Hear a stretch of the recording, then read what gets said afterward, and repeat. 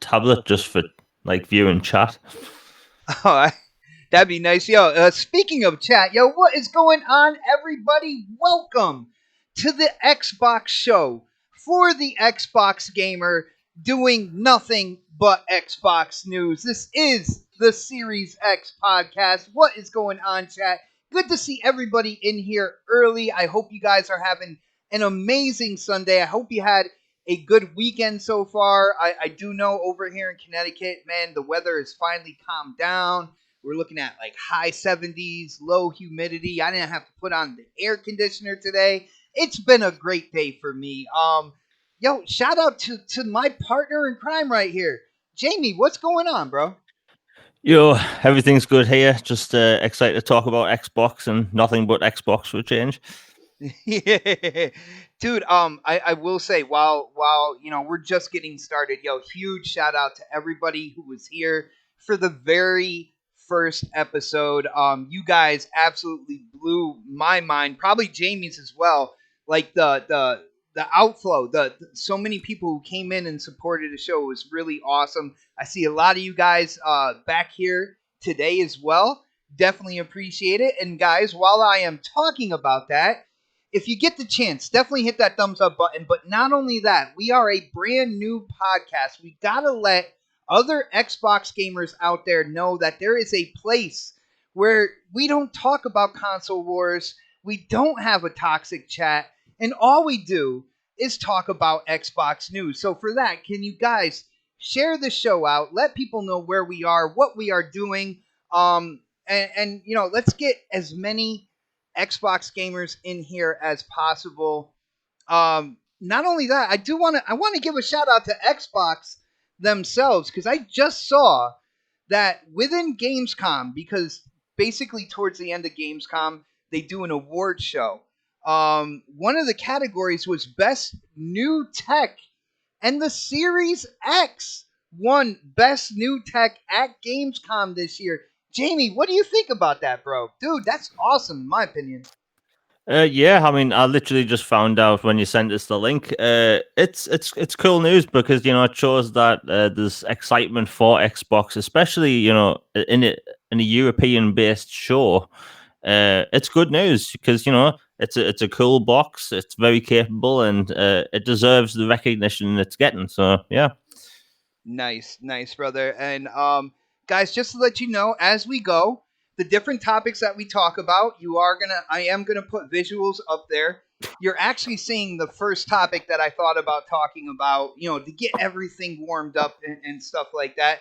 I will ask you, Jamie, besides anything that's a topic tonight, when it comes to gaming on your One X, what game has taken up the most time this week with you on your Xbox, bro? Oof. Well, bear in mind, with everything going on with the storm and that, I haven't been able to play. Tell me why I Wasteland 3 yet, unfortunately. But I've been in Red Dead Redemption. I Nice. love that game. I keep going back to it. There's something about the atmosphere and just how it looks and that, and the gameplay in that game just speaks to me. And honestly, to this day, it's probably one of my favorite games this generation. I love open world games, and I spend a ridiculous amount of time in that game doing nothing really. And you're meant to earn money most of the time. To quiet up Dutch, but no, I spend most of the time in that game just riding around on a horse doing nothing. Dude, the first time, yo, shout out to my brother Yobi Dren, because Yobi is the reason that I am gaming in 4K, because I've had the Xbox One X since day one, but I didn't have a 4K television. I always told him about the super sampling and how good it looks on a 1080p TV, and shout out to my brother because he sent me a 4K television. Yo, Jamie, this ties right in because one of the games that I first booted up, besides the Forza, besides Gears and stuff like that, one of the first, I guess you could say, multi-plat games that I booted up was Red Dead Redemption 2. And dude, the first time I saw that in 4K with the HDR, I was staring at the ground as I was riding on the horse because it looked absolutely real, brother. Yeah, I mean that game is to this day it's probably the best looking like 4K game out there. I mean, there's like so much detail even on the smallest of items. Like in that game, you can rake out drawers and pull out things like matchboxes, and the matchboxes have things like writing on which you can actually make out because it's in 4K. And if anyone is picking up like a One X, like I'd say Red Dead Redemption is a must, especially if you like open Hmm. world games. Funny thing about the whole 4K thing. So when the Xbox One X launched, I don't think I've ever mentioned this story before. I saved up enough money by accident to get a One X and a 4K TV without realizing it. I just Without realizing it. yeah, That's a I talent, bro. Yeah, I spent an entire year putting money into savings, just like a little jar called like the Scorpio Fund, and like maybe a few weeks before launch, I opened up the jar and it turned out I had double the amount almost. Actually over because I bought the One X, a TV, and two new games out of that money. And Wow. the funny thing is, I had no intention of buying a 4K TV in 2017. So I bought my 4K TV just before, literally 4 days before the One X launched, and I fired up Assassin's Creed 4.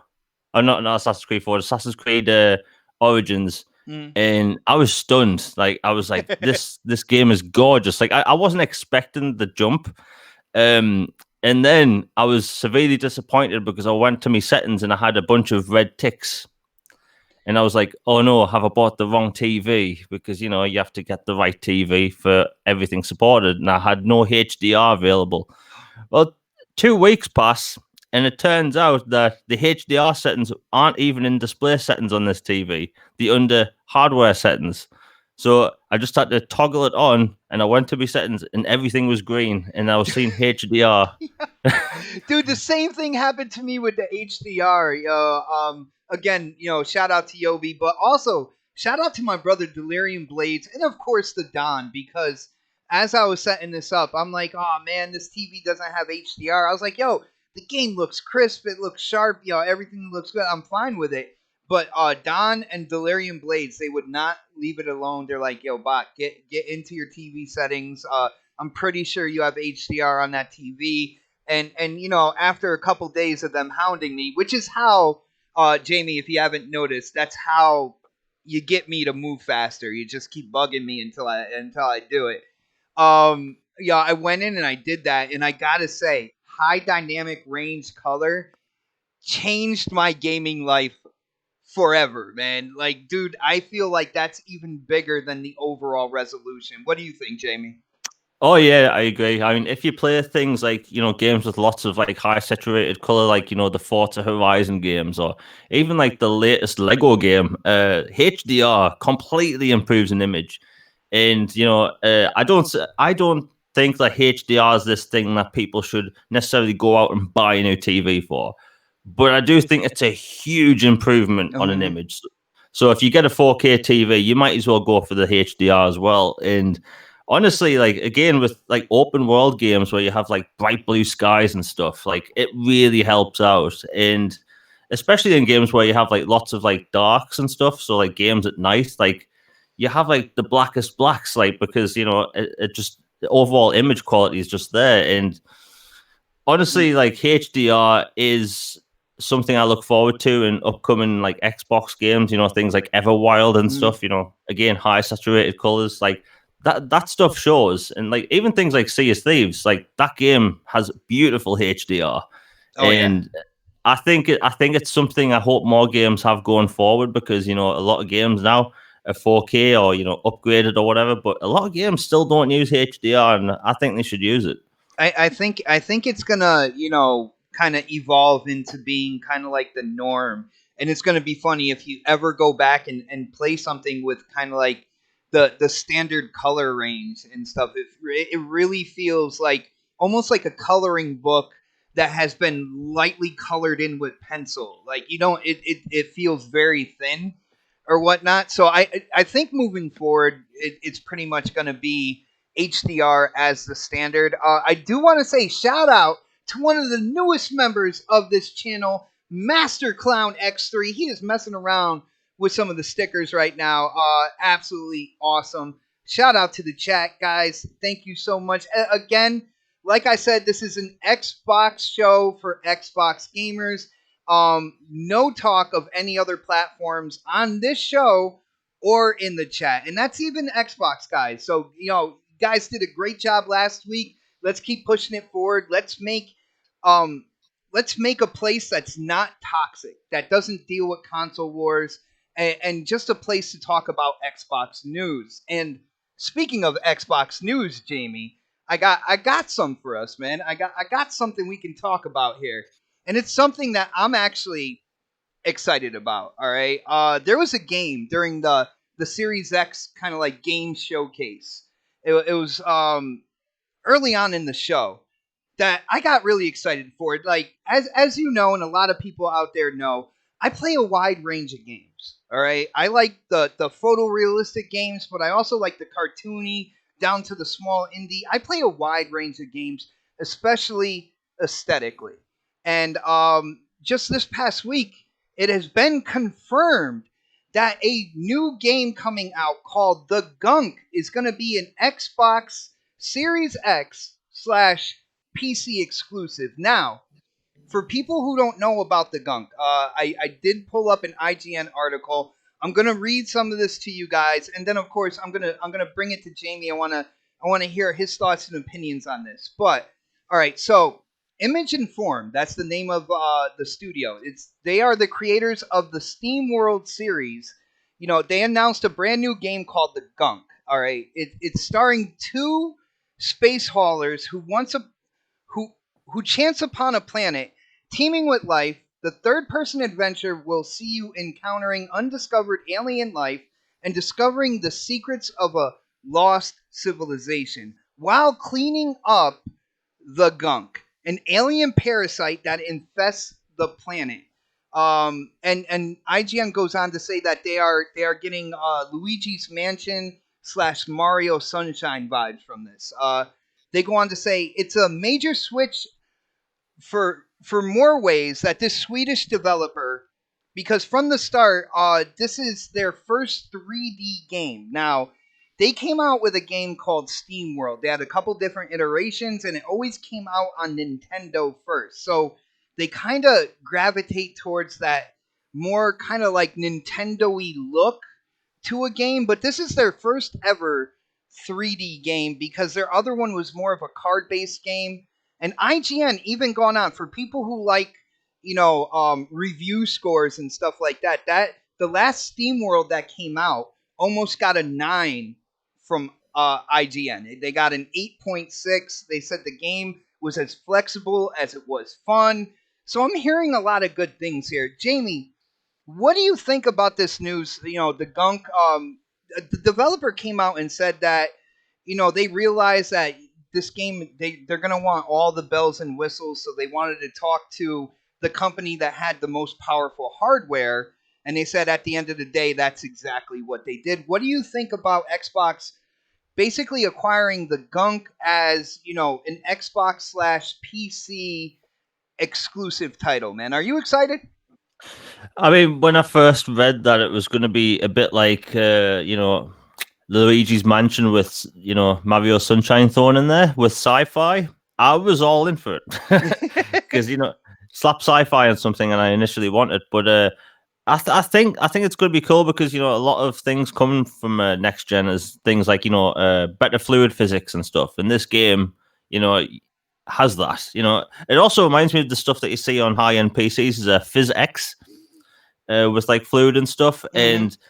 And that's probably why they want to push, Xbox Series X hardware, because they can do things with fluid physics now. And honestly, I like the look of the game. It looks really cool. Third-person action adventure in a sci-fi setting on a weird planet. Like it looks really cool. And the fact that it's from the Steam World guys, like from their last games, like it's a huge step up for them. And honestly, I like the fact that Xbox is like branching out for like different kinds of games, and I always play different genres. And like as soon as I saw this, I was initially sold on it. But even the whole like Luigi's Mansion stuff. Like that sold me even more because that's one of my favorite games from back in the day.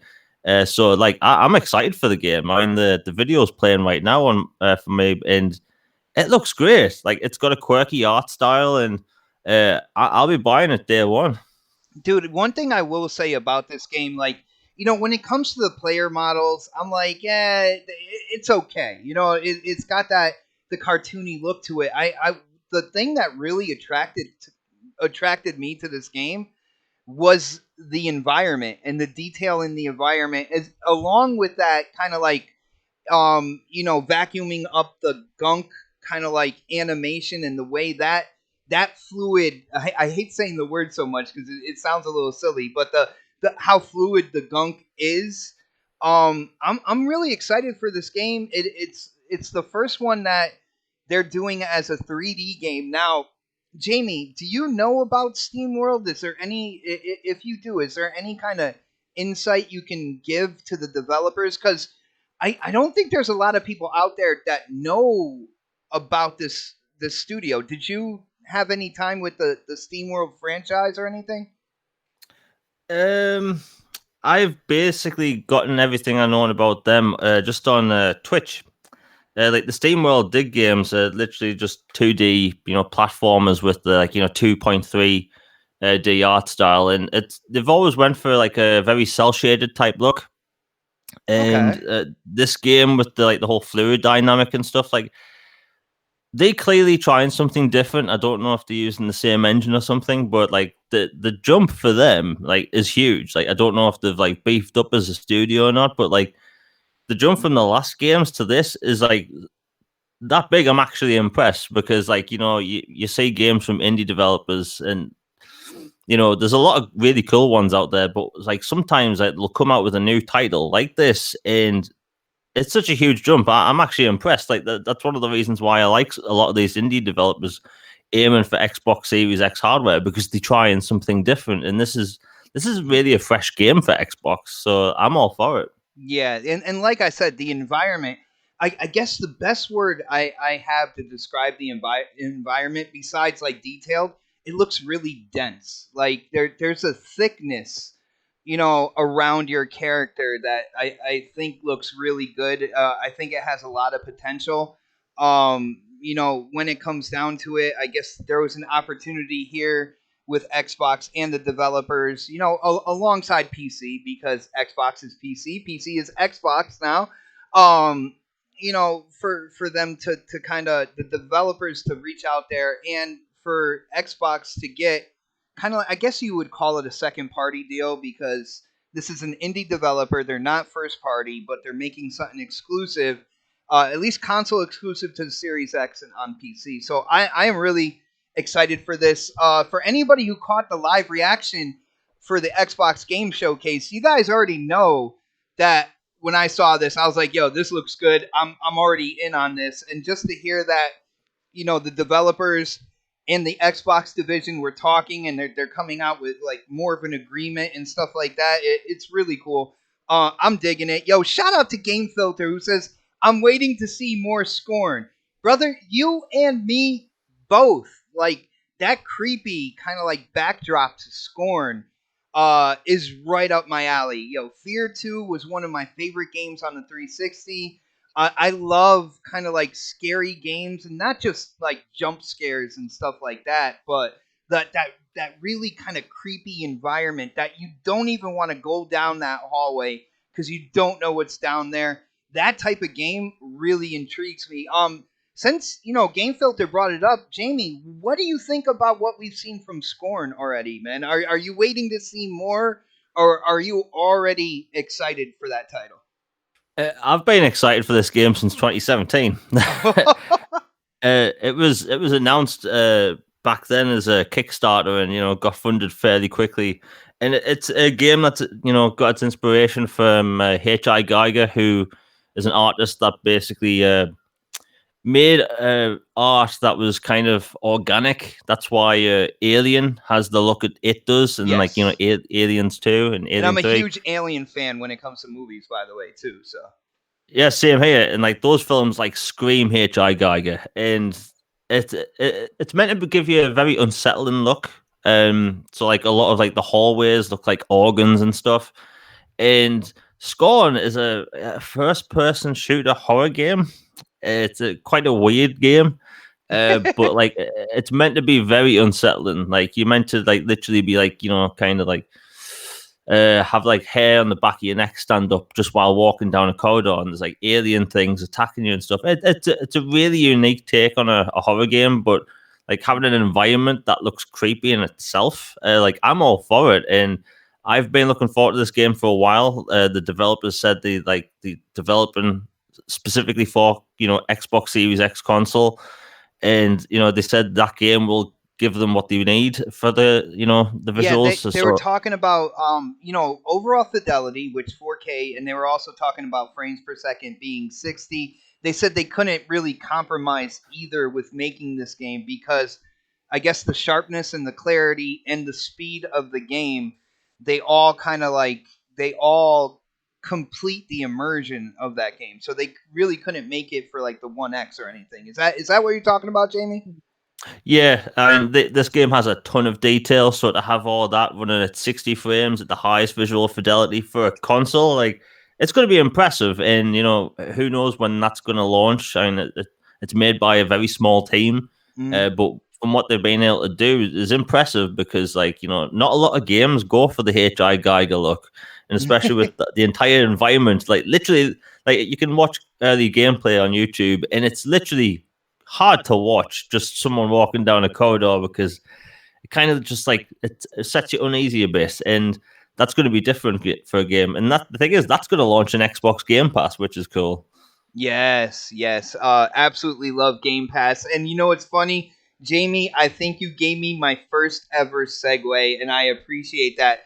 Because with talking about Game Pass, now, throughout this past week, Xbox has dealt with a roller coaster. There has been ups and downs this past week, as it with any platform, any corporation, any business. It's not always going up, it's not always going down, but there has been definite peaks and valleys this week when it comes to Xbox. And I want to talk about a couple of the peaks because two games came out and they came out in Game Pass day and date, and that would be Tell Me Why and Wasteland 3. Now, Jamie, I got to be honest with you. Wasteland 3, I was on the verge of downloading it and I was watching the gameplay. And, brother, I know you have been telling me about this game and all that good stuff. I did not download it, but I did download Tell Me Why, which is also not really a game I'm into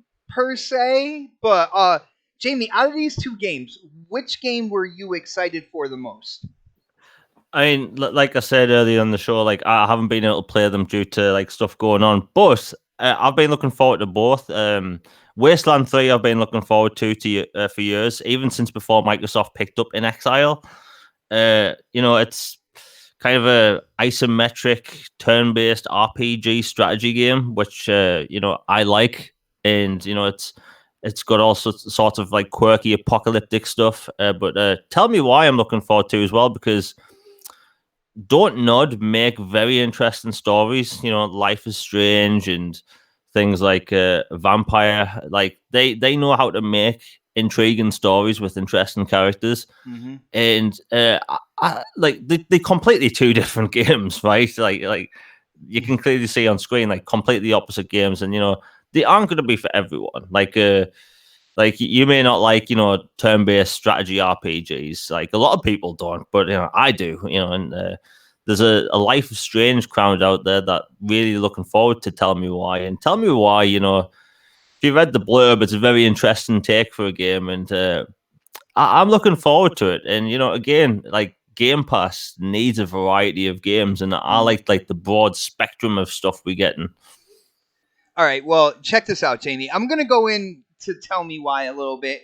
I'm gonna try to be as spoiler free as possible because you haven't played it. There might be some people in the chat who haven't played it.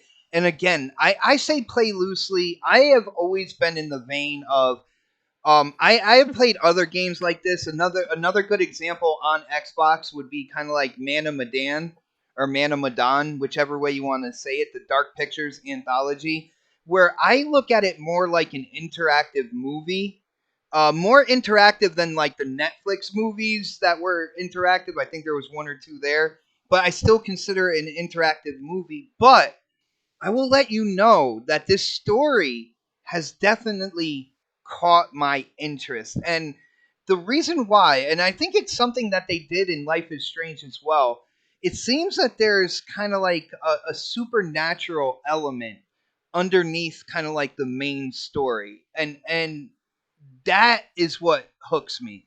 I'm gonna do a playthrough of Man of Medan as well. And there was another game that was kind of like an interactive movie that I completed as well. Um, and one thing I will say, the stories they seem to have hooks in them or twists that get me kind of interested to see where the story is going. Now, when it comes to Tell Me Why, um, again, I don't feel like there's a lot of gameplay per se, but doing what you're supposed to do, finding what you're seeing right here is like a memory, finding the memories and then making your decisions and stuff, and seeing the story unfold. It really caught my interest again with kind of like a supernatural element lying under it. Jamie, did you play Life is Strange? Oh yeah. Was there Uh, was there a supernatural or sci-fi element kind of like layered underneath the story of the game? Time travel. So yeah. Yeah, there you go. Man, I think they have a formula here. Yeah. Yeah, I mean, like, there's a free game they made on Xbox right now called Captain Spirit. You can finish it in about 20 minutes. It's set in the same world as Life is Strange, and like they like to play with like the whole supernatural elements. And the thing about Tell Me Why is like they going from like making like 6 7 episode games spread over like 6 months to like a three-parter. So this is different for them. I'm assuming each episode's bigger than Life is Strange episodes. And like people refer to these as movie games. Yeah, interactive um movies, man. I swear I feel like I came out with that name for these games. But go ahead, bro. yeah, and the thing is, I don't really have a problem with that. Like don't nod specifically like to tell specific stories. And like Life is Strange, for instance, like it won a ridiculous amount of awards. It's one of my favorite games from that year. And like it kind of pulls on the heartstrings a bit, that them type of games. But literally in Life is Strange, all you do is walk around and pick things up, but the story's so interesting that it was one of the best games that year. Mm. And for Tell Me Why, I'm guessing it's the same type of game from what I've seen in gameplay. Like, I'm all for these types of games. I play a lot of Red Dead recently, and I like a whole broad spectrum of games. And I think what Don't Nod make are really interesting, and stuff like that being in Game Pass is really cool. Yeah, I think Life is Strange has been in Game Pass in the past, and yeah, I mean, like I like what they make, and the studio that's even grown. I'm surprised if I'd be surprised if Microsoft doesn't pick them up at some point Mm. for what they make. Because if you've played Vampire, they've got range. They can make action games, and yeah, I mean, I think it looks cool. Nice, nice. I might have to go back and try Life is Strange. Like I said, I think I played a little bit of the first episode. And like that little bit in the first episode of Life is Strange, like it takes a little bit in terms of the build up in Tell Me Why to really start getting it. But Jamie, if you were watching the gameplay, did you see that black figure by the tree that smiled at one point in time? Yeah, for some reason that reminded me of the cat from Alice in Wonderland. Yo, yo, that thing creeped me the hell out. I'm like, yo, what the hell? Like, and those little instances right there. There was another part where something kind of showed itself. And again, I'm not going to spoil it. I'm not going to say where it is. I'm not going to say what it was. But dude, it creeped me out, and that is what got me. I believe the next chapter comes out September 2nd. I want to say. It's either the second or third, and I will be downloading it again through Game Pass. Shout out to Xbox with that service. Absolutely love Game Pass. But I will be downloading it through Game Pass and getting through the next chapter and seeing this story unfold. Jamie, I do want to get into Wasteland 3 though, and I want to hear, why you're excited about it. Yo, before that, real quick, my brother Lucifer hit up that super chat. What is up, brother? Thank you for the support. He said, "Yo, Xbot, what's up? Love the podcast. Gameplay video from K Mega. Did you finish Battletoads yet? No, I didn't finish Battletoads. I went back in. I went back in and I played some more last night. I am also It's in my rotation. I'm playing PGA Tour 2K21, and that game is incredibly addicting.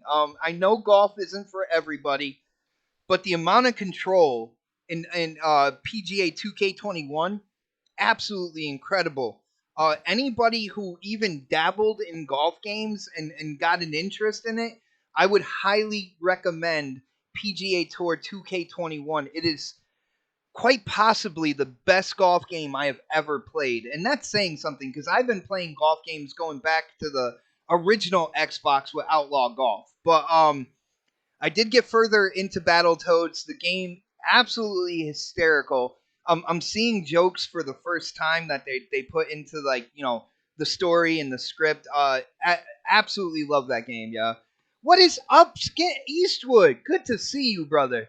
But yeah, no, Jamie, let's get into Wasteland because I'm looking at the gameplay and to me it reminds me of like XCOM.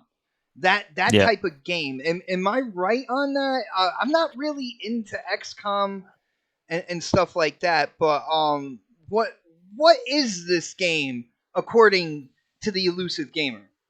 I mean, if we're talking about the combat, it's very much XCOM. Like Okay. you place your characters on the field, you make your moves, you let them play out. But other than that, it's an RPG. There's exploration, there's foraging, there's crafting, there's stuff like that. Like it's literally XCOM meets Fallout. But like I've been online for years trying to tell people I want a Gears of War style XCOM game, and that's coming out. But it's like it's a similar type of game, just without the less RPG mechanics. But I've always said that if there's a game that intrigues people, that you know, even if the genre's out of the wheelhouse, I say just knock the difficulty down because there is most of these games are very difficult. Like XCOM is punishing to the point where you want to take the disc out and tear it in half. Hell yeah. Hell yeah. And I tried it. And that was one of the things I'm like, nah, I'm good. This ain't for me, bro. I put it like this: as someone that likes XCOM, when XCOM came out in the 360, I got so angry that I had to turn my console off and I went for a 2 mile walk. Like I was so triggered, Dude, and you and like remember how long the walk was. That's how upset you were. That's yeah. amazing. And the thing is about this is like, it's obviously a punishing style game. Like some of these games give you options. Like when you click hard, are you sure you want to put yourself through this? It's like these games are punishing. So like, when they give you a story mode, I think people should just give them a go because, you might discover something new. That's how I got into RTS games, back on PC in the early 2000s. Like the Star Trek RTS, Star Trek Armada had an easy Mm. story mode, and like that's what got me into those types of games. And I think if people try them, like different games on easier settings, you might like a new genre. And if you don't like it, hey, it's in Game Pass, you can try it out. And if you don't like it, just click it off. Yeah, and I think Game Genie is pretty much saying the same thing. Yo, shout out to Genie Prime. He's like, I believe you should try everything, but if a game is too hard, put it on normal, or you could put it on my brother Crap Gamer difficulty as well if they have that, which is like super easy. Shout out to Crap Gamer as well because talking to him about playing Battletoads, he beat the game on Tadpole. So I mess around with him in DMs and stuff like that about playing the game on Tadpole, like trying to tell him he should have played it on normal at least. But I don't know. To me, I guess Jamie, I gotta say, not every game is for everybody. Maybe I will give it a try. Um, check out Wasteland, but I really, I got bogged down in kind of like the XCOM type games. But are you planning on downloading these games like this week and trying them out? Oh yeah, I mean I've already got them downloaded. I just need the time to play them. Mm. But another thing is that flight sim, like that's been like taking the internet by storm. Like Call of Duty players that I normally watch on YouTube, like they've been playing flight sim a lot. That's a Like change. yeah, like that's a complete you can look at one end of the spectrum being Call of Duty, and the other end is probably Flight Simulator. Like there's no correlation or intersection point. So it's like there's clearly, something intriguing about this game. But again, a lot of these people playing it on Game Pass on PC. And, when it comes to console, like, again, it's going to have like the extreme hard simmy stuff for people that really want to get into it. But there's also going to be an easier mode where you can literally play it like, a Call of Duty game. Not a Call of Duty game, but like a GTA game where you're flying a jet. Like, it's going to have like an easy mode for people to try out. And again, it's not for everyone. Like I'm going to be on Flight Sim whenever that hits console a lot, but I don't think a lot of my friends on Xbox Live will be. But hey, that's not really an issue, I'm because definitely again, going to try it out, man. And no, not for anything. I'm going to try to fly over your house, brother. Be like, yo, Jamie, here I am. and the power would probably still be off. Like, Yo, for real, for but real. it's like, but the thing about Game Pass is like you can try all sorts, and if you like it, you can continue to play, and if you don't like it, you can just turn it off, and it's cost people nothing. Dude, with Game And Pass, that's the reason why I went through Tell Me Why. And again, the story had me so interested that I kept going. I kept going. I went through the first chapter in one day. You know what I'm saying? But it kept me going, and I would never have picked that up. You know what I'm saying? After hearing how I am when it comes to these types of games, Jamie, I would never put money and purchase that, but now I'm experiencing it just because it's part of a subscription that I use that has a bunch of games in it. yeah, I mean, like one of my oldest friends only played Call of Duty games, or like if a first-person shooter had a campaign, he'd play it, and then he'd move straight onto the multiplayer. And there's nothing wrong with that. But when I told him about Hmm. Xbox Game Pass like a year and a half ago or whatever, like when he got it, I saw him on my friends list playing The Witcher 3. I saw him playing The Outer Worlds when that came out. And now I see him play nothing but RPGs. He never Hmm. really played an RPG before he got Game Pass because he just preferred shooter games. And like now, like when I talk to him about like upcoming games, he's looking forward to things like, not even RPGs that's necessarily coming to Game Pass, but just in general, like he's looking forward to Cyberpunk and Assassin's Creed and stuff because it's completely opened him up to a new genre of games that he would never have tried before. But with Game Pass, your barrier of entry is literally just clicking on the game. Just clicking download, dude. Yeah, Everything in the game on the Xbox dashboard when it comes to Game Pass, it tells you. You can go through the list of recently added. You can go through most popular. You can go titles A to Z. So I mean, it's just basically picking the game and then downloading it and trying it out. I can't say it enough, man. It is such an awesome thing to have on consoles. I do want to shout out Viper YT hitting a XT. Sorry, Viper XT. Sorry, man, I butchered one letter in your name. Can you believe that? Hitting up that super chat. Thank you for the support, brother. He said Gamescom award for most wanted tech. Uh, Gameplay reveal running on Series X for the games Haven and the Medium. Things are starting to look up for Series X. Thank you, brother, for that. Yeah, we did briefly talk about that award being won. I didn't know that Series X gameplay was actually shown today as well. I know there was people out there that were definitely kind of like, I would say, almost demanding that we see that actual Series X gameplay, and whether or not it's the dev kit or it's the actual like consumer console, that is yet to be seen because I've seen that some companies don't necessarily differentiate the two. But that is really awesome. Good to hear. And Jamie, if you don't mind, I'm ready to go on to the next topic. Are you down, brother? Oh yeah. All right. So, Jamie, you know this. People in the chat know this. I am a huge Halo fan, and unless you've been living under a rock, you know that Halo has been delayed until 2021. Me and Jamie, I believe we both agreed on this that it will be holiday 2021 before anybody said anything on Twitter or anything like that. Because I never saw a true Halo game come out at any other point in time. But with that being said, the Series X is still slated to come out this year, holiday this year, and I know Xbox was definitely looking at Halo Infinite as kind of like the crown jewel in the lineup of games. So they have their first party Halo Infinite, they got their second party deals, they got their timed exclusives, but that was definitely the crowning jewel there. Now, um, there's a lot of people that are worried about what's going to happen when the Series X launches in terms of games and stuff like that, especially when it comes to the Halo crowd, because there is such a hardcore community that was just ready to jump in and get the new console, get the play Halo Infinite, get everything rolling. So I came up with a topic about how do we think they can kind of like soften the blow that the Halo Infinite delay would have on getting the Series X out there into homes. And Jamie, if you don't mind, I just want to throw mine out there first, and then I want to hear what you think about like my idea, and then if you have any ideas, you can kind of throw them back at me then.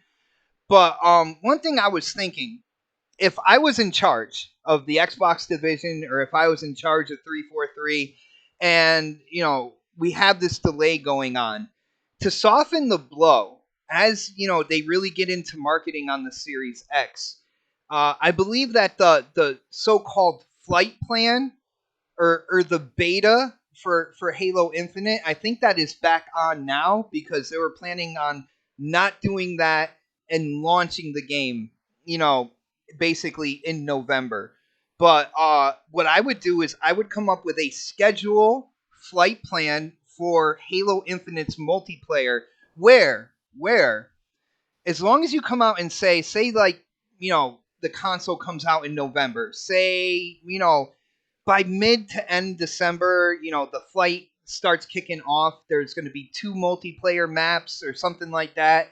Have those for like a couple months with certain multiplayer modes, and then after those couple months, rotate those game modes out and those maps out, and put a couple new maps in with new game modes and stuff to get the Halo community kind of like invested in this. And the way I'm looking at this with the Series X is, right, um you get earlier access to the online beta multiplayer for Halo Infinite if you have purchased a Series X. It comes with some type of code that you put in or something like that. So, Jamie, that's my idea, to kind of like soften that blow and still get the Halo community kind of like involved and interested in getting the next iteration of Xbox. What do you think about that idea? I think they actually might implement it as well. I've been hearing some rumblings, kind of like behind the scenes, that something like this might go on. What do you think that would be something that could soften that blow? Because us Xbox gamers out here, we can't deny that was a serious hit, and um it took a lot for the Xbox division in 343 to decide that this is what they had to do with this game. So, what do you think, man? You think I'm onto something here, or let me know, bro. The funny thing is, that was going to be my pick. Oh, look at that, dude! We think too much alike. I Oh my mean, goodness. think about it. Halo 5, we had a beta like almost a year before launch. And the beta, at least over here, was very well received. People loved it. Mm. There were things they tweaked before launch, but like when you have a beta that far out, people really understand that it's literally a beta. It's early code. We saw things like Gears 4 with its beta. It was literally an alpha, and the game looked completely different at launch. So I think if they put it on the box, Halo beta or Halo flight test or whatever, I think people would be more understanding because, like, again, we know the game's delayed. We know it ain't happening this year. But if they give us a beta, even if it's, give us a lengthy one, like, because a lot of betas these days tend to be like 4 days long, which I think is just weird. Like the Avengers beta on Xbox in the UK was like 3 days. Like that's just not enough. But if they gave us a beta where it was like 3 or 4 weeks, I'd say 3 weeks, where they rotate a few different maps out, even if some maps were forge maps, I think people would get a really good impression of the game because we need to know the gameplay mechanics for multiplayer. We need to know what the maps look and feel like, and even though the Yes. visuals will be different by launch, I think a lot of people would be very happy to try out Halo Infinite multiplayer at if they have the right display at 120 frames. And I think it would be a good talking point because, again, like, betas are a thing now. We have lots of betas for games. In Halo, whenever Halo has a beta, it pops off. People like it. So, like, going back to Halo Reach, like, people online were really enjoying that beta. And that's all the talk was online and in message boards was like Halo Reach beta, and people love to talk about it. So, I think it'd be more of like a talking point for Xbox, with this beta. And like, look at Crackdown. Crackdown 3 sold because of a Halo 3 beta. Like, it proves that Halo still gets excitement from people. Seeing the disappointment from people when it was like delayed is very telling. So I think a lengthy beta where they rotate maps, yeah, I think that would do well with the community. And if they make it clear from the get go that it's a beta, and it's early footage or early development, like, I think people would be fine with it. Yeah, and like I said, you don't want to exclude the Xbox One community, but if you invest in a Series X, you get kind of like you get early access to this. Like bring the Xbox One community in, maybe like spring 2021, people who didn't pick up the Series X, and make sure that they have everything running well on that system moving forward. And I think that kind of like covers every base there. Now it's not the launch of a new Halo, but I think it's something that like would you could market it to the Halo community. You can say you invest in this, and then mid December, late December, we're starting up the beta. Let us know, give us feedback and stuff because that's one thing a Halo community loves to do as well, and they're not shy about it. Is feedback, brother. I think we all know that. Is there anything else you could think of? Because there was really nothing else I could think of that would cover such a big franchise and the delay of the next iteration in that franchise, other than giving a sampling, a testing of the multiplayer, going from in that December area, going up until the game launches in 2021. I mean, they could potentially give players awards for playing X amount of time or leveling up to a certain amount in the beta. And I'm not talking about like things that people get angry over. I'm talking about things like maybe like a flaming helmet or certain player cards. Just small things, because even though these small things like that, those are the kind of things people buy battle passes for. So it's like, Mm. it's clear that people like rewards, even if they like small things like that. So it's like, play 10 hours of the Halo beta in the 3 weeks it's open, something like that. Like, I think people would be positive with it. And, again, we haven't had Halo for 5 years. Like, I think people would be really open to a Halo multiplayer beta, especially if it's like, obviously it's going to be cross gen, but if it's like, for next gen as well, like, I think people would buy into it. Yeah, yeah, me too. I know it's something that I would get excited about. It's really weird when it comes to the release of the Series X. It's something that we can't ignore. Like I haven't seen the release of a system without some type of first party game involvement in the release of that system. When it comes to Xbox, I was surprised that Forza wasn't going to be ready, the new Forza Motorsport, and that was before we heard anything about a Halo Infinite delay. But it is really shocking to see, and we're kind of like in unprecedented waters here, where there's not really a first party title to really hook on to the end of purchasing the next Xbox, and I feel like that would be a way to at least get that huge Halo community involved, interested, looking into getting the newer hardware, man. But yeah. So hopefully they do something like that. Again, I've heard rumblings, but nothing that I would really kind of sign my name off on. And I was like, I started thinking about a way to kind of like pave that out and whatnot. So we'll see what happens there. And it's funny. Oh, I did put on the Halo gameplay. I'm checking through the topics and see what else do we have to talk about here. You know what? Now would be a perfect time, Jamie. Now would be a perfect time, guys. We have I guess you could say, a treat for you guys, because Jamie in our DMs really was kind of like adamant that he wanted to talk about something with Call of Duty, and if you're ready, man, if you got your energy up and you're hyped and ready to go, um, I think there's something going on with Call of Duty that you might not necessarily like, man. What's going on, man? What has got you ticked off right now, bro? Okay, so Call of Duty on Xbox, and it's not even just Call of Duty. It's EA, it's 505 games. They all been very shifty with next gen. When it comes to next generation prices, people all over the place. Either some games are changing prices, some aren't. Some publishers are waiting to see how some games perform, some aren't, and prices are all over the place. We don't know. Yes, we don't know next generation lineups, but we don't even know the entire pricing situation with games.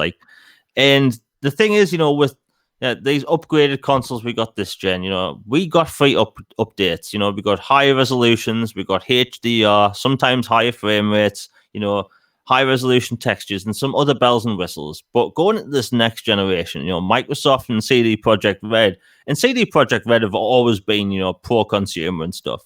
So when they came out and said, "Oh, we're not going to charge for next gen upgrades," that was putting pressure on other publishers that they should do the same thing. Why? Because it's a good look. Even though the updates we're going to be getting for next generation games is going to be way better than what we saw for the mid gen consoles, we should still get them for free. You don't pay for the ultimate or PhysX or RTX settings on PC. Can you imagine the outrage if people were charged? Oh, do you want ray tracing on this game on PC? Here's $15 extra. And the thing is, the reason that's got me so angry about this is that all these publishers are not being upfront about it. You have EA going, "Oh, we're not supporting smart delivery, but we're having this thing called dual entitlement where you can upgrade your game for up to 6 months. So we're going to slap this Infinity logo on the box to, sell it out a bit." And it's like, no, you're not being upfront with it. You're going to charge for upgrades down the line. So if someone buys a game 6 months later, or if they get a birthday game or something, they're going to have to pay extra for an upgrade. Let's look at 505 games. And I'm going to say this very slowly because I know there's someone from 505 games that follows me, because this makes no sense. And I'm going to say it slowly. If you want the next generation upgrade for Control for free, you have to buy the game again.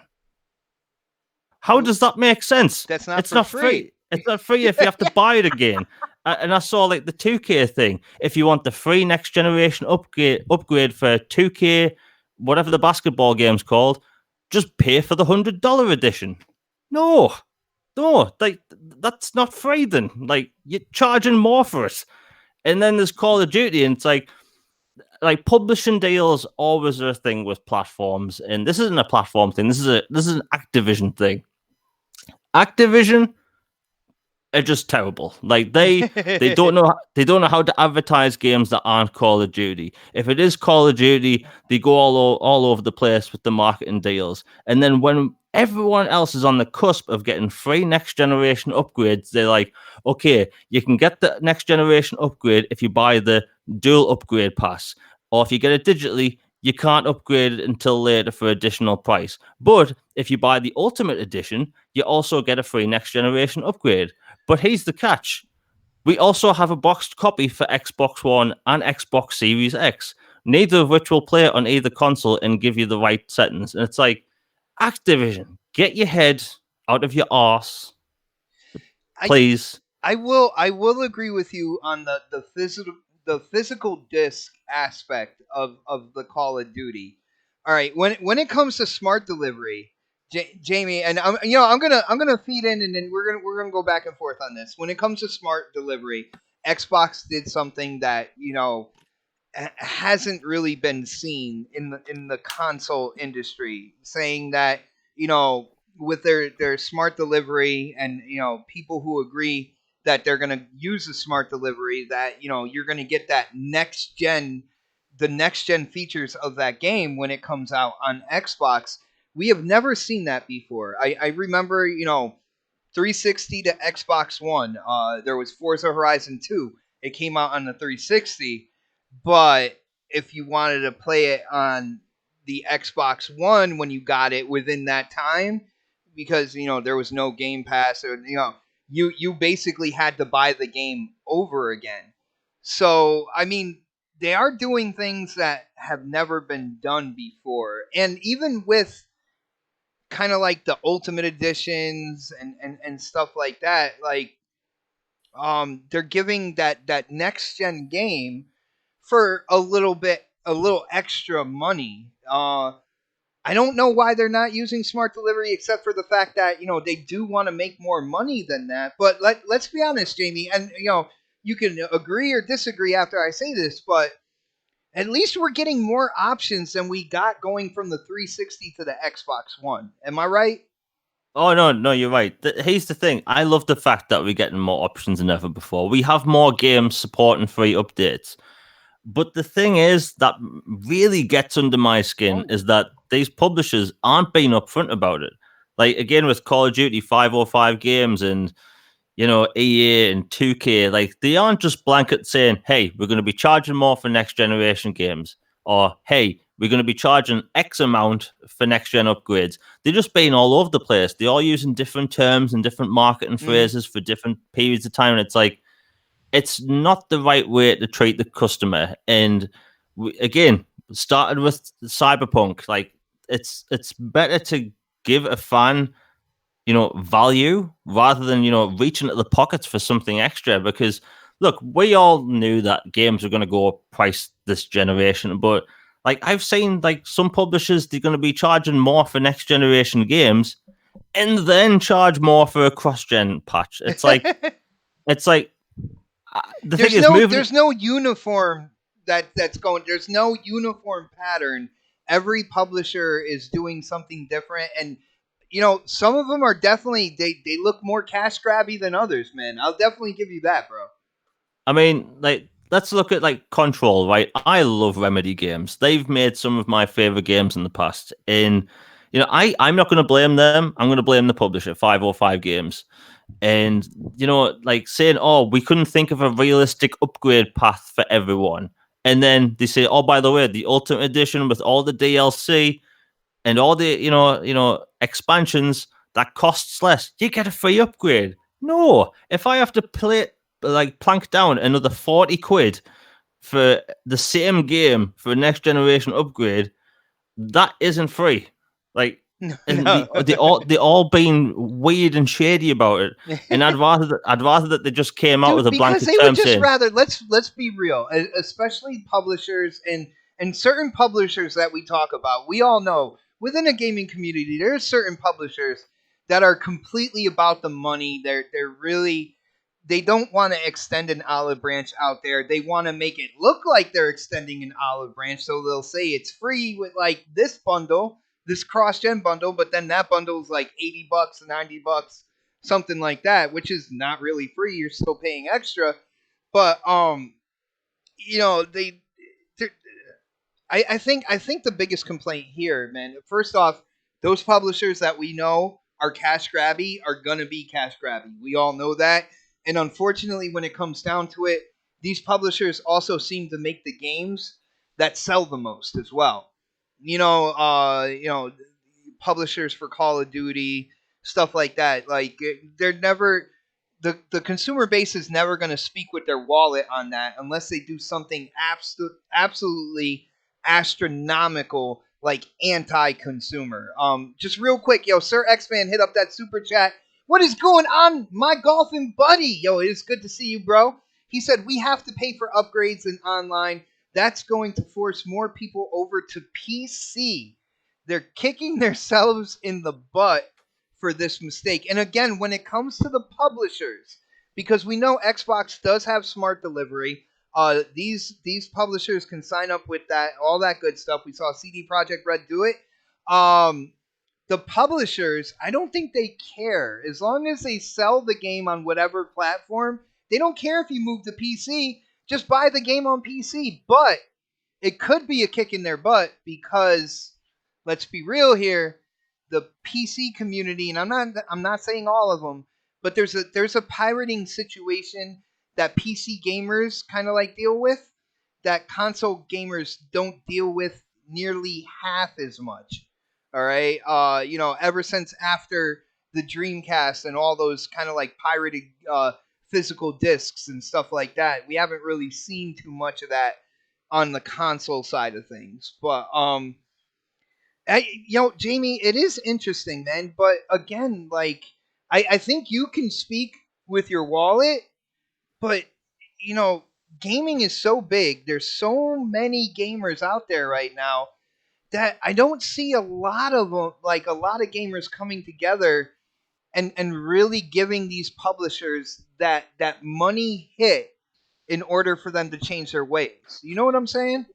Yeah, I mean, I have to speak of this because I'm like over the past how many years into this generation are we now? 7. Like I have to mention this because it's never really been talked about. So the price of games in the UK, for the longest time was always going up and down. You know, during the N64 days, games would range between 40 and 80 pounds. It was all over the place. And then, you know, with the few generations after that, games kind of went between 32 to 37 pound, which people thought was a very fair price.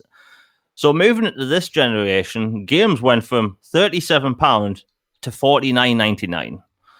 And you know when the price rumors went up this gen a few weeks ago, like at the US prices, people were losing it. But do you know what happened in the UK?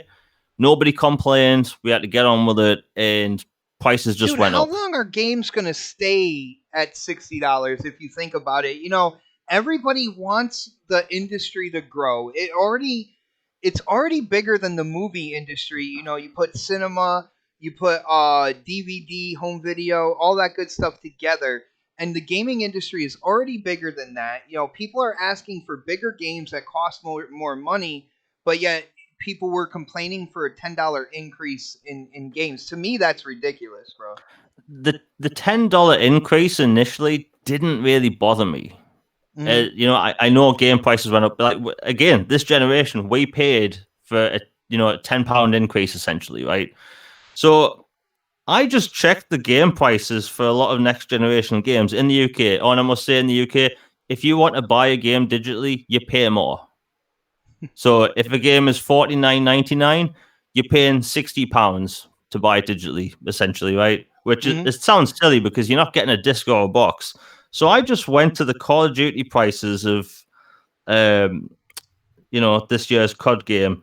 So rather than paying £49.99, and I'm so triggered by saying this. Uh-oh.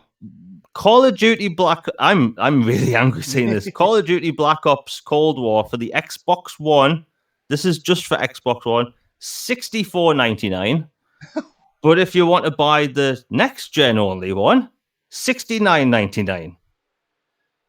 Triggered. They bumped up the price of the Xbox One version as well? Yeah. See, that doesn't. See, to Like, me, that's cash grabby right there, man.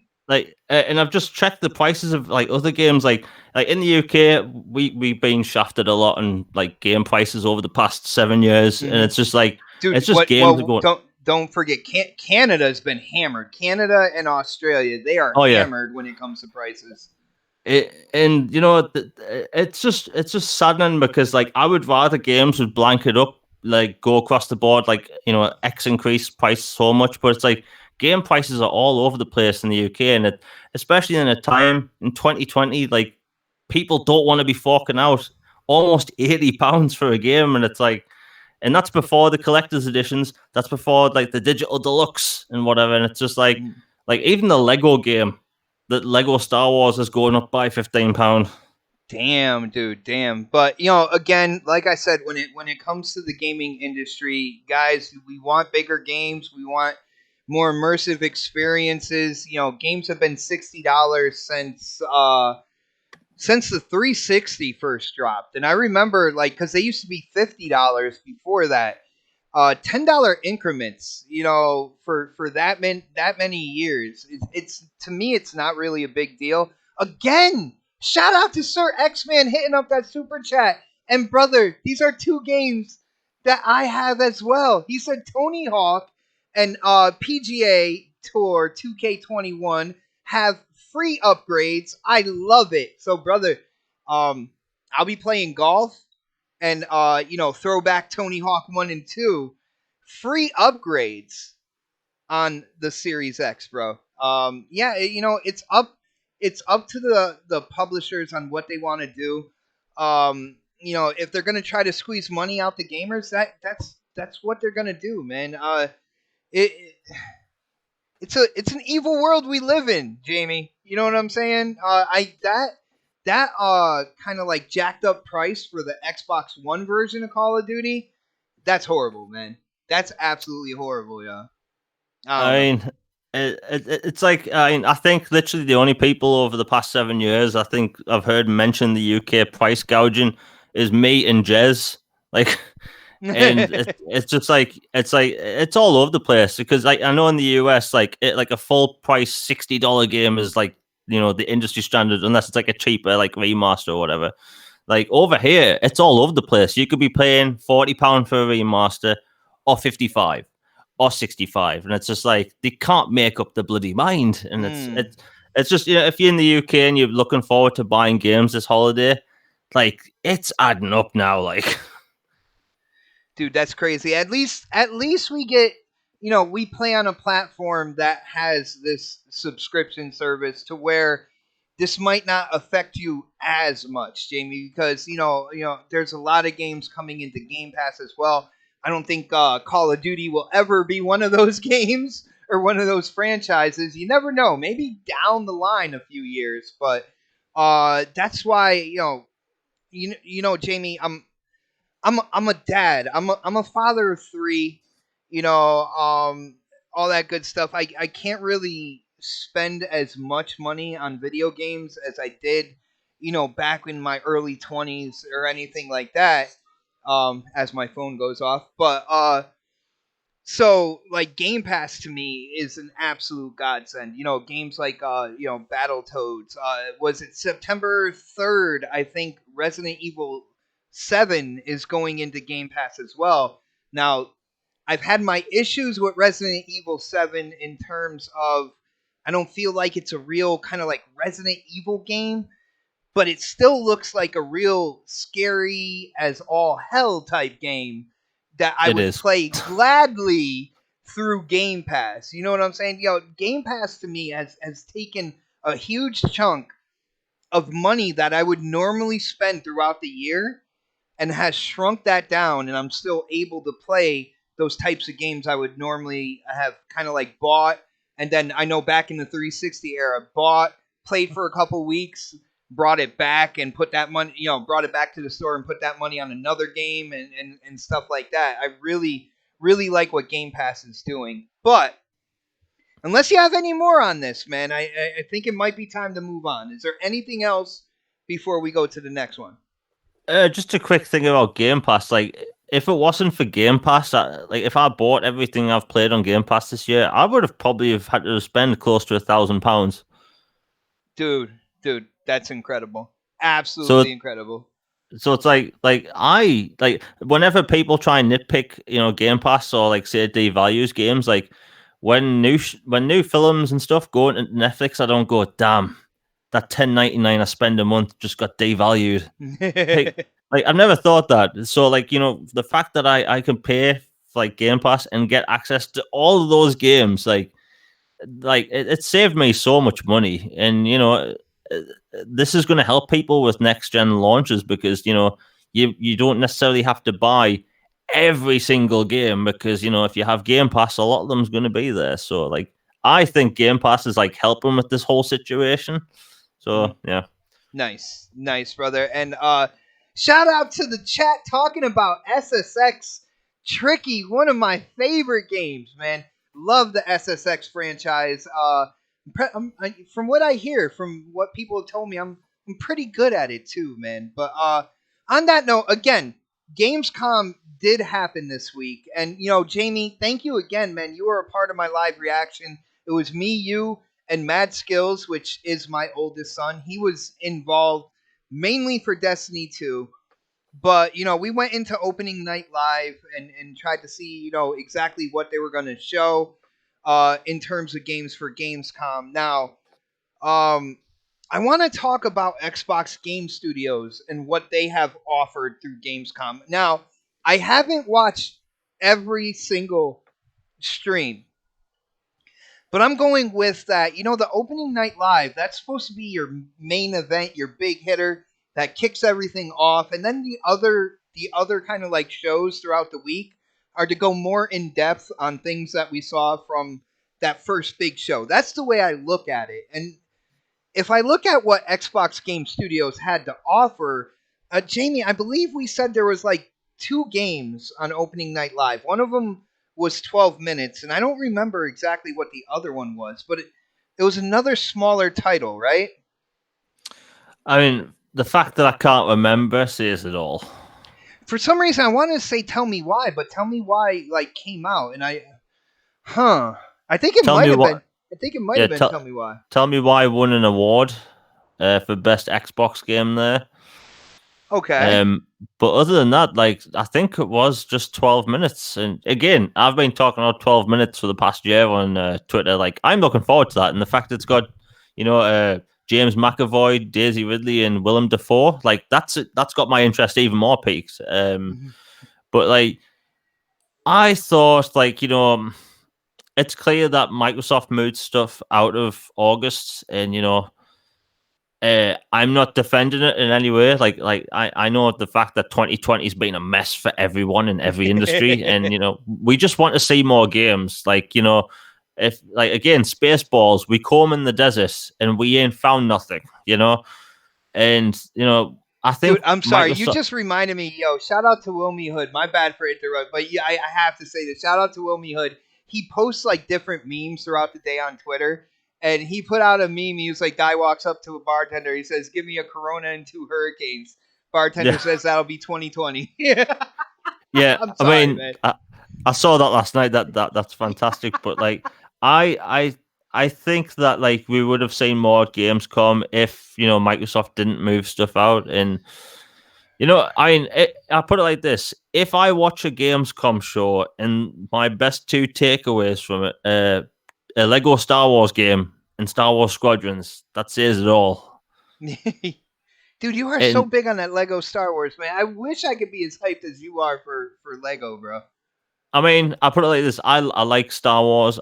I love Star Wars, and the fact that they're moving into like a third person action game as opposed to like a kind of a top down game. Like I like it. Plus, these are the kind of games I like to relax to while I'm listening to music. So it's like it's just something different. But again, like Gamescom wasn't exactly the best showing for Xbox, and I mean, who knows? I personally think we're going to see some.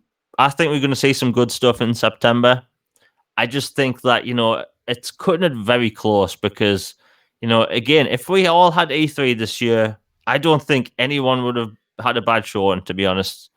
Dude, do It's you just think that they're quietly like in the background? I think when it comes to the company that runs E3 and stuff like that, do you think they're quietly in the background? Because when E3 was canceled, a lot of gamers out there were like, well, good, leave it up to the corporations, leave it up to Xbox to show Xbox stuff when they want to and stuff like that.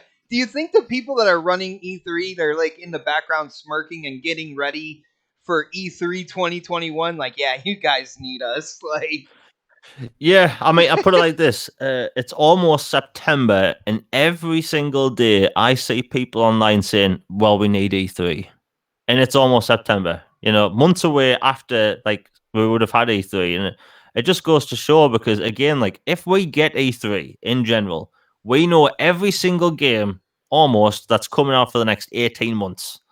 mm, And what do we know so far? Well, we've got Gotham Knights coming out in 2021. We've got Hitman 3 coming out in January. Other than that, we know nothing. Nothing has damn, dates. Hitman always releases in January. That's so Yeah, weird. it looks cool, by the way. Like, I mean, the past two Hitman games have been good, but it's like we don't really know a lot.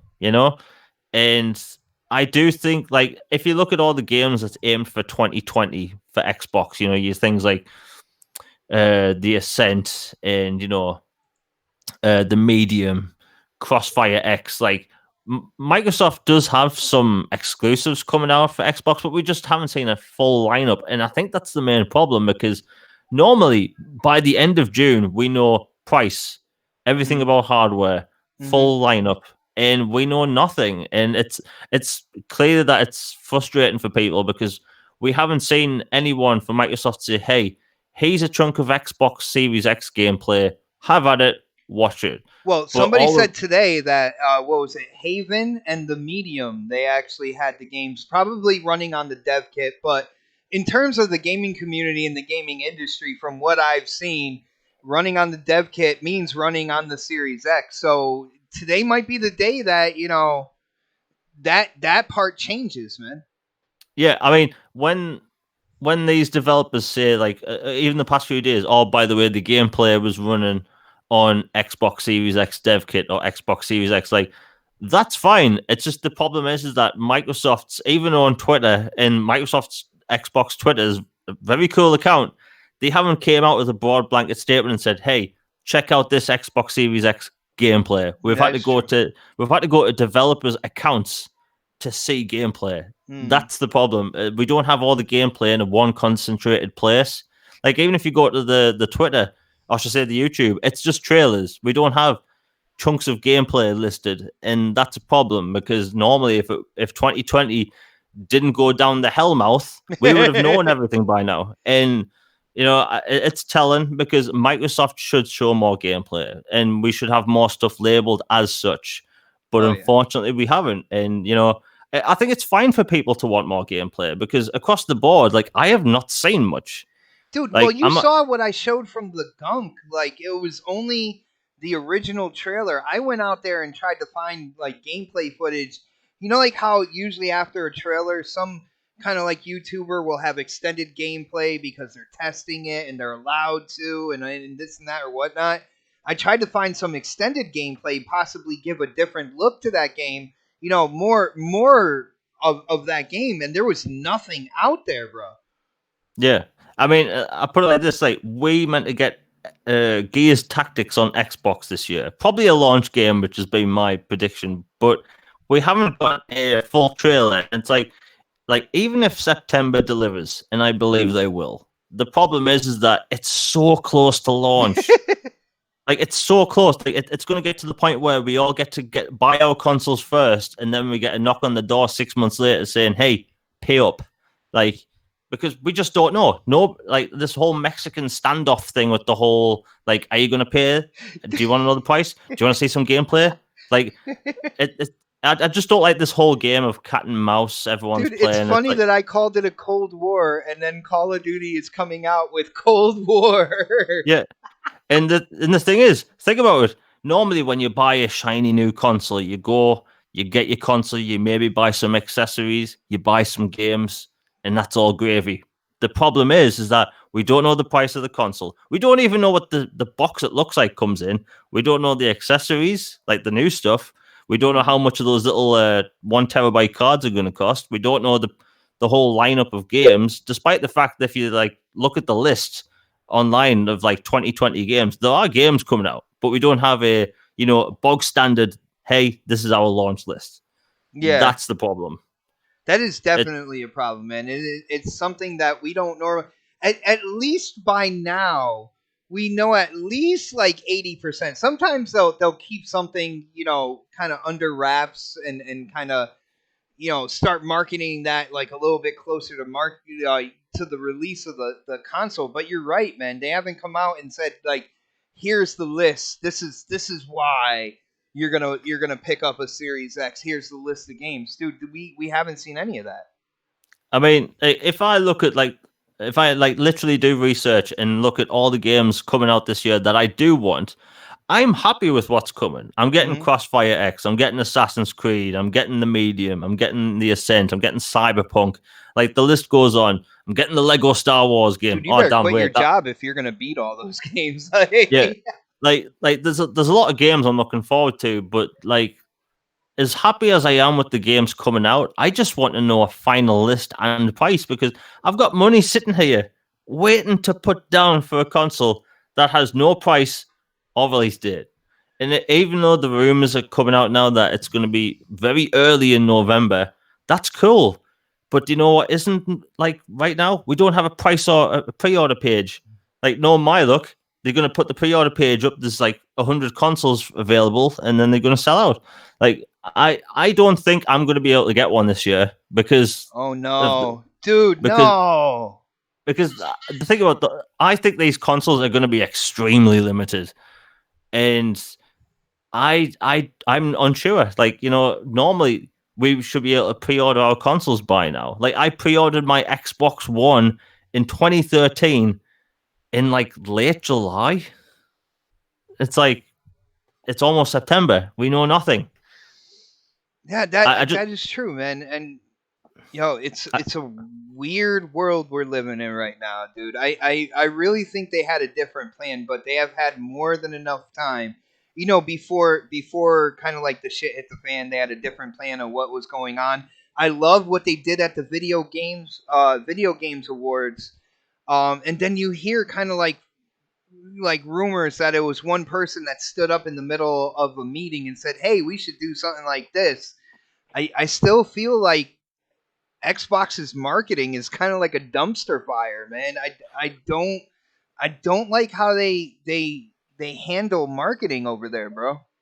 I mean, let's go back to the Game Awards and I'll run through the year quick of how it was meant to go. We had the Game Awards where they had the console reveal. Hold on, Where hold that thought real quick because I've been sitting on this game chat, this super chat, and I do want to make sure, like, I've been kind of monitoring the chat and everything. So shout out to Sir X Man one more time, and Jamie, you can chime in on this one because I want to know what you think here too. He says, anyone out there want a Doctor Who game like Sir X Man does? He really wants one, by the way. So, dude, are you in that boat? Would you like a Doctor Who game as well?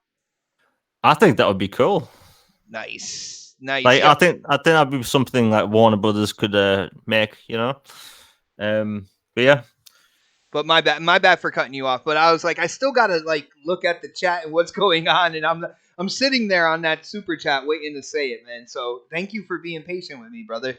yeah, no problem. I mean, like they showed the console off at the Game Awards. No one expected it, and then literally in the January they start teasing specs, and then in the February we got specs, and then we saw the what the back of the console looked like, and it was all kind of going all well. Austin Evans did like a video on YouTube about it, and again that video's got like 14 million views or something like, and it's just a hardware video. Mm-hmm. And Microsoft, they said it was going to be their best E3 yet. Have they said that in the past? Yeah, but again, in my opinion, E3 2018 for Microsoft is the best E3 press conference ever.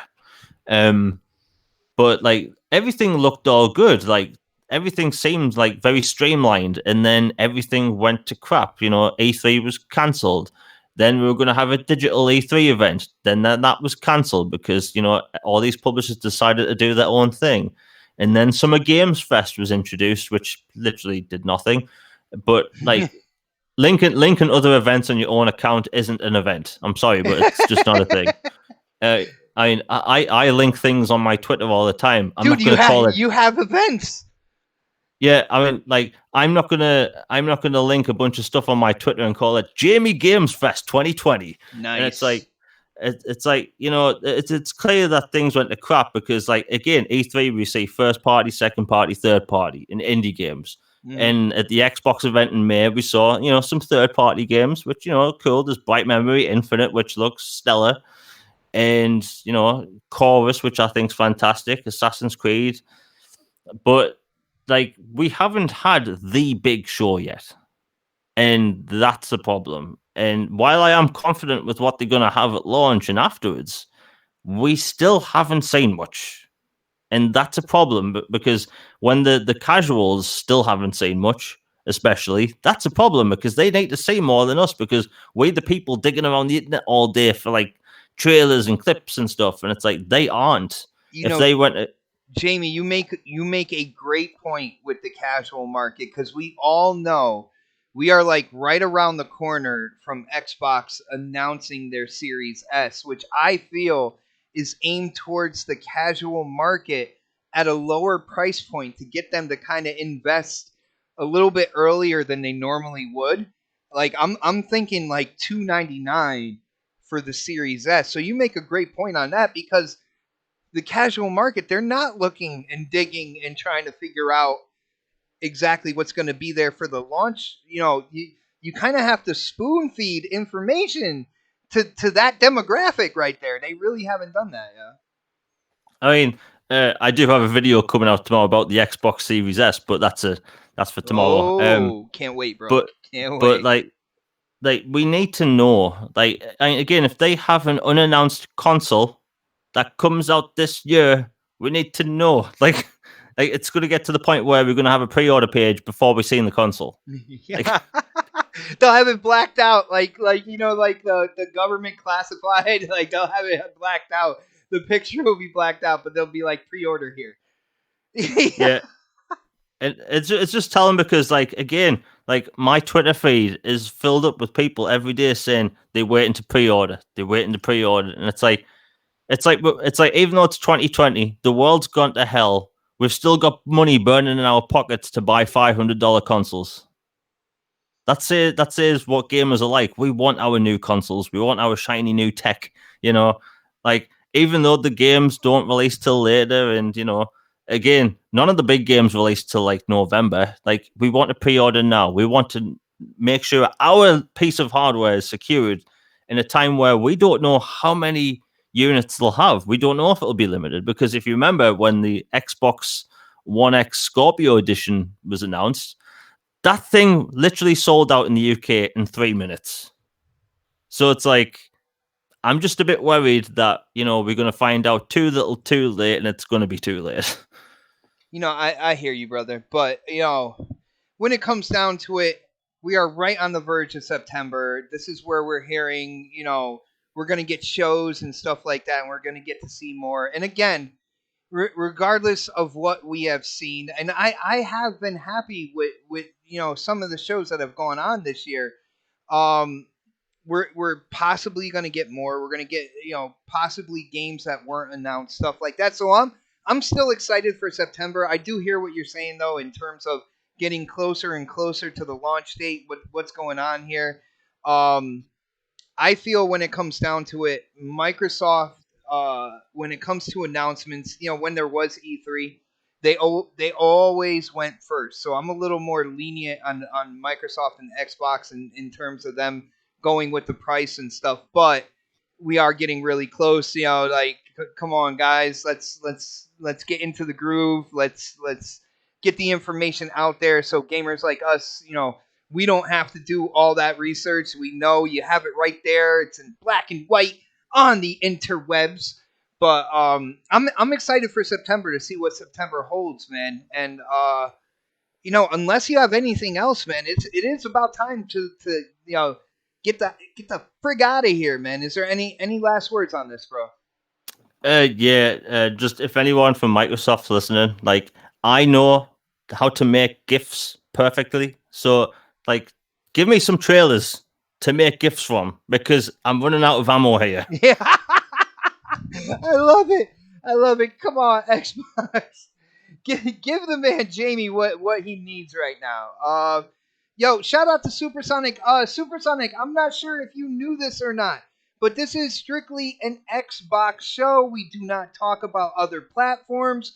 We do not compare with other consoles, either on the show or in the chat. It is good to see you. It's good to see all you guys, man. Huge shout out to you guys. Sir X Man, hitting up that super chat one more time. He said, I see Snaps is enjoying Flight Simulator. She was having fun. Last time I checked, she was flying over Hawaii. That was her big thing, but she was having fun with that when the game didn't crash on her. So that was an issue, but yeah, I can't wait to see what this game looks like, how it performs on a console. I think that's going to be a really cool thing. I will be flying over everybody's house. You'll see Xbox 448 pamphlets getting dropped from the sky, and that's just me in Flight Simulator flying over your house, man. But guys, another show in the books. Again, huge shout out to the chat. Thank you guys so much. Again, this is a place for no console war drama, no toxic console talk, no comparisons of any kind. It is an Xbox show with Xbox news for Xbox gamers, and I am so glad to see all of you guys here. Jamie, another show in the books, bro, and we gotta let people know about your YouTube channel, man. Hopefully, people are going there and visiting more. Hopefully, your subscribers are climbing. I think it is well deserved for your sub base to increase, man. You do a great job with your videos. You call it how you see it. No drama, no console war bull, but you just give your opinion, man. So why don't you let people know about your YouTube channel and of course social media, which are all in the description below. Jamie, I fixed it in 1 week. Ask next podcast. That's a record right there, man. But let people know where you are, bro. Yeah, thanks, man. It means a lot. I mean, like I love the fact that we've got this Xbox only podcast. No console comparisons or anything. Like literally just Xbox talk, and the reception seems really good at the minute. There's no need for console war all the time. But yeah, I mean, my YouTube is the Elusive Gamer. I make Xbox content, and again, like I don't do fanboy stuff. I just keep it Xbox. And I am going to go back to posting multiple videos a week. I'm going to try and get 4 pieces of content out a week, and starting this coming Monday, or say tomorrow.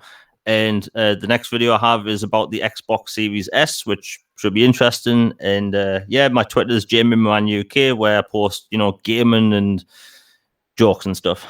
Gaming and jokes and stuff, and he is not lying, man. He is very entertaining on social media. Yo, I want to give a huge shout out to Dirt Griggity, and let me see. I will shout out. I think it was Master Clown who told me. I'm scrolling back down here. No, Shizno, told me that I missed a super chat, and it was Dirk Griggity, the creator of the We Bleed Green podcast. Definitely check out Dirk's YouTube channel as well. He hit up that super chat and he said Xbox needs to show more gameplay, and I'm sure they will, but only Xbox can shut people up. Not me or you. Only Xbox can shut this no gameplay noise up. And now, Dirt, I was told in the chat a couple games were shown today through Gamescom. I think it was Haven and The Medium. And I believe they said that was Series X gameplay. I will look into it after the show and kind of check it out and see what's going on with that. But huge shout out to my brother Dirt. Absolutely love you, man. Absolutely amazing gamer out there. And guys, you are on my channel. You can always find me here. You can find me here every Thursday for the next podcast. The next podcast is the Complete Gaming News podcast. We will talk about anything from any platform on next podcast.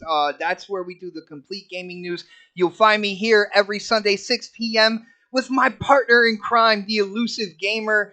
Again, the Elusive Gamer, his YouTube channel. Definitely click that link in the description below. Not only that, if you haven't followed him on Twitter yet, it is Jamie Moran. Follow him there. It is in the description below as well. I gotta say, huge shout out to my brother Crispy Bomb holding it down tonight in chat. Yo, Jamie, I don't know if you noticed, Crispy was in there, man, making sure there was nothing toxic going on, no comparisons as well. Yo, Crispy did a great job tonight, bro. Yeah, Crispy, like last week, doing a great job in chat, and again, like the chat's been super clean, super like well behaved this week, and again, nobody wants to argue all the time in like chat and stuff, so just keep it cool. Everyone will be all right with it. Nice. And on that note, guys, we are about to end the show, and I came out with a new kind of ending term for this show. It started on episode 1. Keep it gaming, guys, and keep it Xbox. Have a great night, everybody.